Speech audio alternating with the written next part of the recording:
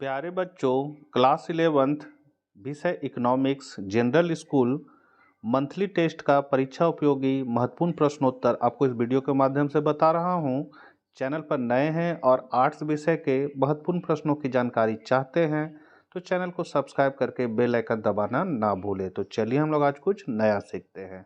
तो economics class 11 पहला question है, यदि दो चरों के बीच सहसंबंध गुणांक 1 है तो इन दो चरों के बीच कैसा संबंध है। तो यहाँ पर अगर आपका +1 भी लिखा रहेगा तो इसको हम लोग कहेंगे कि दोनों संबंध कैसा है, तो इसको हम कहेंगे पूर्णतया धनात्मक सहसंबंध है। और यदि यहाँ पर रहेगा -1 लिखा हुआ यदि रहता तो हम कहते पूर्णतया ऋणात्मक सहसंबंध होता। तो हमको देखना है कि प्लस में है कि माइनस में है। और यदि कुछ नहीं लिखा हुआ है जैसा कि इस क्वेश्चन में है तो यहाँ पर इसको +1 ही मान लेना है। और अगर माइनस में रहेगा तो -1 लिखा रहेगा, तो +1 को पूर्णतया धनात्मक हो जाएगा और -1 रहेगा तो पूर्णतया ऋणात्मक सहसंबंध हो जाता है। आगे है, कार्ल पियर्सन सहसंबंध गुणांक का उपयोग कब नहीं किया जाता है। तो ये कब नहीं किया जाता है तो ये हो जाएगा आपका चरों के बीच गैर रेखीय संबंध हो। रेखीय मतलब होता है जिसका ग्राफ सीधा जाता है, चाहे ऊपर जाए, नीचे जाए, बाएं जाए, दाएं जाए, ये रेखीय हो गया। और गैर रेखीय हो गया कि ग्राफ इधर उधर घूम जाएगा, कब किधर जाएगा पता नहीं है। तो जब चरों के बीच गैर रेखीय संबंध होगा तब कार्ल पियर्सन सहसंबंध गुणांक का उपयोग नहीं किया जाएगा। तो इसका करेक्ट आंसर जो है वो आपका बी हो जाएगा।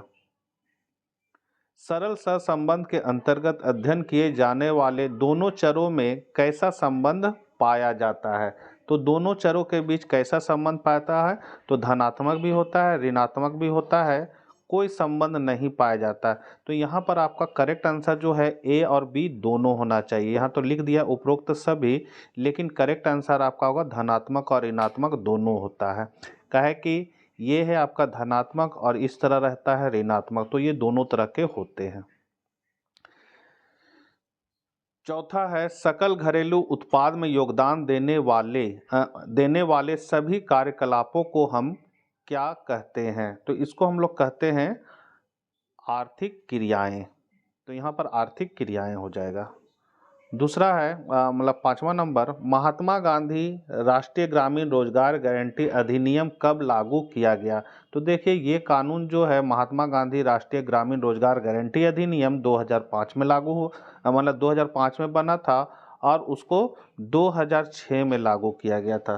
तो 5वां का यहाँ पर आपका हो जाएगा सी 2006।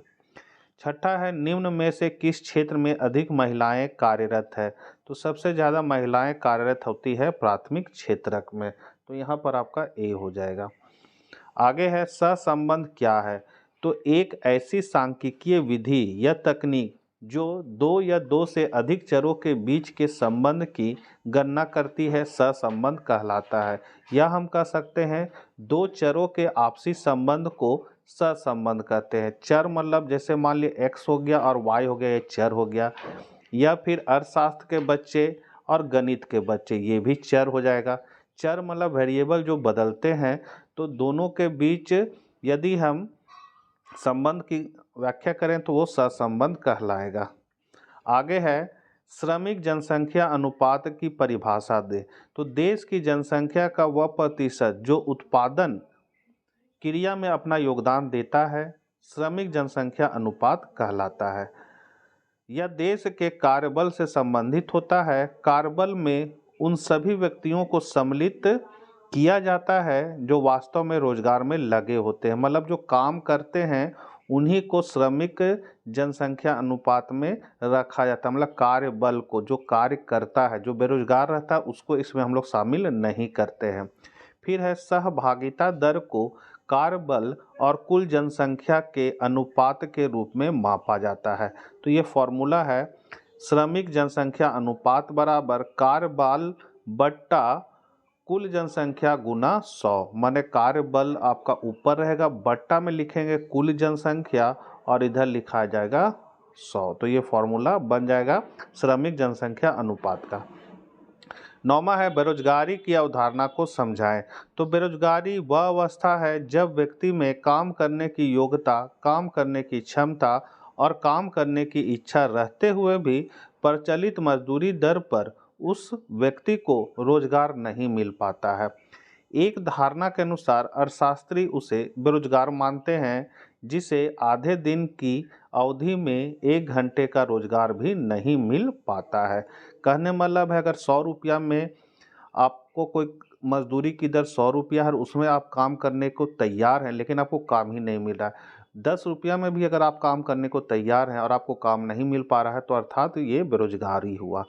भारत के संदर्भ में जब बेरोजगारी की बात की जाती है तो व्यक्ति यहाँ लंबे समय तक बेरोजगार नहीं रह पाते हैं। उन्हें कोई भी ऐसा काम स्वीकार करना पड़ता है जो जोखिमों भरे, अस्वच्छ अथवा असुविधापूर्ण होते हैं। इस प्रकार यह देश की बहुत बड़ी आर्थिक एवं सामाजिक समस्या है जब देश के योग्य श्रम बल को इच्छा रहते हुए भी अपनी आवश्यकता अनुसार रोजगार नहीं मिलता है। 10वां है स्पेयरमैन का कोटि सहसंबंध किस प्रकार कार्ल पियर्सन के सहसंबंध गुणांक से अधिक लाभप्रद है। तो स्पेयरमैन का कोटि सहसंबंध समंक मतलब यहाँ डाटा हो जाएगा, आंकड़ा हो जाएगा, तो समंकों के चरम मूल्यों से प्रभावित नहीं होता। इसलिए समंकों में यदि कुछ चरम मूल्य हैं तो स्पेयरमैन का कोटि सहसंबंध का उपयोग अधिक लाभप्रद होता है। अब लॉन्ग क्वेश्चन है, यहाँ पर दिया हुआ x और y के बीच सहसंबंध की गणना करें तथा उनके संबंध पर टिप्पणी करें। तो यहाँ पर टेबल आप देख सकते हैं, यहाँ पर आपका x दिया हुआ है और ये y का दिया हुआ है। अब इसको हम लोग हल कैसे करेंगे, तो सबसे पहले इसको हम लोग इस तरह लिख सकते हैं। यहाँ पर x का मान लिख दिए, ये y का मान लिए, x का मान ये है, y का मान ये है। उसके बाद यहाँ पर a बराबर 1 मानेंगे, a बराबर कितना मानेंगे 1। अब यहाँ पर इसको इससे घटाएंगे तो निकलेगा मेरा dx। तो यहाँ पर मेरा कितना है -3 है और ये हो जाएगा यहाँ -1 माने, ठीक है, 6 लिखा गया गलती से। तो -3 -1 कितना हो जाएगा -4, माइनस माइनस प्लस -4 होगा, -4 लिख दिए। फिर -2 और -1 -3, -1 -1 -2, 1 में 1 चला जाएगा 0, 2 में 1 चला जाएगा 1, 3 में 1 चला जाएगा 2 हो जाएगा। उसी तरह यहाँ पर भी a बराबर हम कितना मानेंगे 1 मानेंगे, ठीक है। तो ये लिख लेगा मेरा dy और y से अब घटाना है, तो 9 में 1 घटा देंगे तो कितना बचेगा मेरा 8 बचेगा। 4 में यहाँ 1 हो जाएगा, ठीक है, 4 में 1 घटाएंगे 3, 1 में 1 गया 0, 1 में 1 गया 0, 4 में 1 गया 3, 9 में 1 गया 8 बचेगा। उसके बाद हमको क्या करना है कि ये जो dx आप निकालें इसका स्क्वायर कर दें तो dx स्क्वायर हो जाएगा। तो 4 -4 गुने -4, तो 4 चौके 16 और माइनस माइनस प्लस हो जाएगा। फिर 3 का स्क्वायर 9 हो जाएगा, 2 का 4, 0 का 0, 1 का 1, 2 का 4 हो जाएगा। उसके बाद फिर यहाँ dy जो है इसका स्क्वायर करना है, तो dy का स्क्वायर हो जाएगा 8 8 64, 8 8 64, 3 तिया 9, 0 का 0, 0 का 0, 3 तिया 9, 8 8 64। उसके बाद ये dx और ये dy को आपस में गुना करना है, तो 8 चौक 32 -32, 3 तिया 9 -9, 2 को 0 से गुना करें तो 0, 0 का 0, 1 को 3 से 3 और 8 दूनी 16। अब क्या करेंगे, सबको जोड़ देंगे, इसको जोड़ेंगे तो -22, इसको जोड़ेंगे तो 146, इसको जोड़ेंगे 34, इसको जोड़ेंगे 22 और इसको जोड़ेंगे तो 6। जोड़ना कैसे है, तो पहले माइनस साइन वाला को जोड़ लीजिए और फिर प्लस साइन वाला को जोड़ के दोनों को घटा दीजिए, जो बड़ा अंक रहेगा उसका साइन लग जाएगा, तो यहाँ -6 आ जाएगा।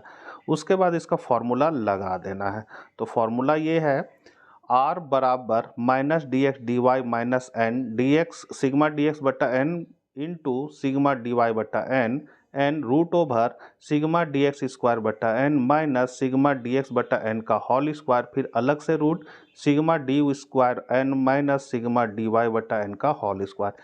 इसमें अब हम लोग देख देख के मान को बैठाएंगे, तो यहाँ पर आप देख सकते हैं ये सिग्मा dx dy है, इसका मान कितना है -22 है, तो यहाँ -22 लिख दिए। उसके बाद है आपका एन मतलब हो गया पदों की संख्या कितनी है, तो इसको हम लोग को गिन लेना 1 2 3 4 5 6, 6 है आपका। तो यहाँ पर एन जो है वो आपका 6 हो जाएगा, ठीक है, -6 हो गया। फिर सिग्मा डी एक्स, तो सिग्मा डी एक्स -6 है, तो -6 यहाँ लिखा जाएगा। उसके बाद है एन, एन मतलब 6।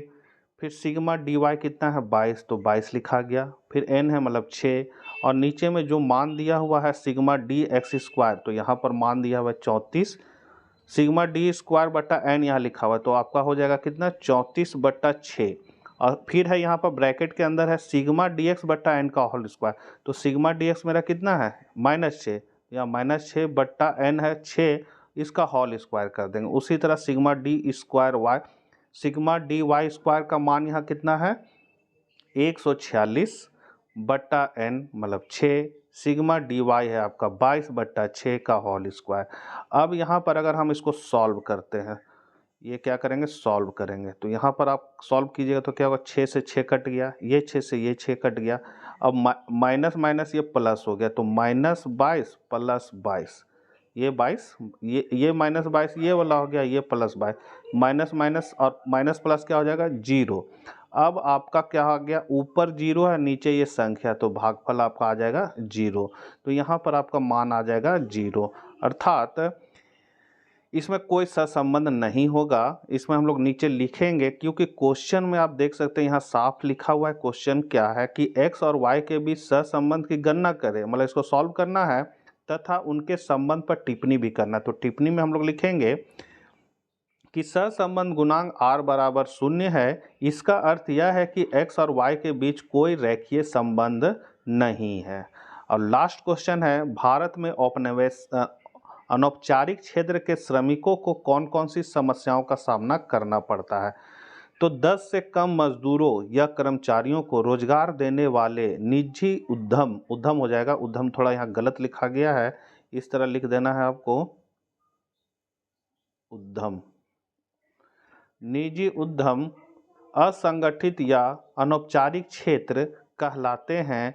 इसके अंतर्गत छोटे किसान, छोटे व्यवसायी, स्वनियोजित व्यक्ति एवं अनियत मजदूर इत्यादि शामिल है। भारत के 94% श्रमिक इस क्षेत्र में कार्यरत है। इनकी कुछ मुख्य समस्याएं निम्नलिखित है। तो पहला समस्या है सामाजिक सुरक्षा सुविधाओं का अभाव। तो इस क्षेत्र में काम कर रहे श्रमिकों को बीमा, पेंशन, ग्रेच्युटी और भविष्य निधि जैसी सामाजिक सुरक्षा उपायों की सुविधा नहीं मिल पाती है, जिससे उन्हें आपातकाल एवं सेवानिवृत्ति के आर्थिक जोखिमों का सामना करना पड़ता है। दूसरा है कम एवं अनियमित आय। तो औपनिवेशिक क्षेत्र के श्रमिकों को कम वेतन प्राप्त होता है, जो उनके और उनके परिवार के रोजमर्रा के खर्चों को पूरा भी नहीं कर पाता।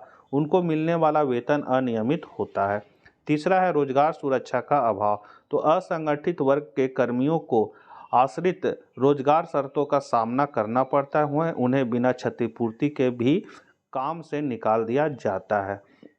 फिर असुरक्षित कार्य स्थितियाँ। तो सामाजिक सुरक्षा सुविधाओं की अनुपस्थिति में इस वर्ग के श्रमिकों का कार्य क्षेत्र में अनुचित व्यवहार, लंबी कार्य अवधि एवं अन्य प्रकार के शोषण का सामना करना पड़ता है। ये अवस्थाएं उन्हें अपने कौशलों को विकसित करने से रोक देता है। पांचवा है संगठन का अभाव। तो इस क्षेत्र के मजदूरों को अपने अधिकारों को रक्षा के लिए असरदार संगठन एवं कानूनी संरक्षण के लिए उचित प्रतिनिधित्व नहीं मिल पाता। इस प्रकार हम देख सकते हैं कि असंगठित क्षेत्रों के मजदूरों को विभिन्न प्रकार की चुनौतियों का सामना करना पड़ता है, जो उन्हें रोजगार की गुणवत्ता को कम करने में महत्वपूर्ण भूमिका निभा रहा है। यही कारण है कि अंतर्राष्ट्रीय श्रम संगठन इस क्षेत्र के श्रमिकों के लिए सामाजिक सुरक्षा व्यवस्था के लिए महत्वपूर्ण प्रयास कर रही है। तो ये थे आपके महत्वपूर्ण प्रश्नोत्तर। आशा करते वीडियो उपयोगी साबित होगा। मिलते हैं हम लोग नेक्स्ट वीडियो के साथ। जय हिंद, जय भारत।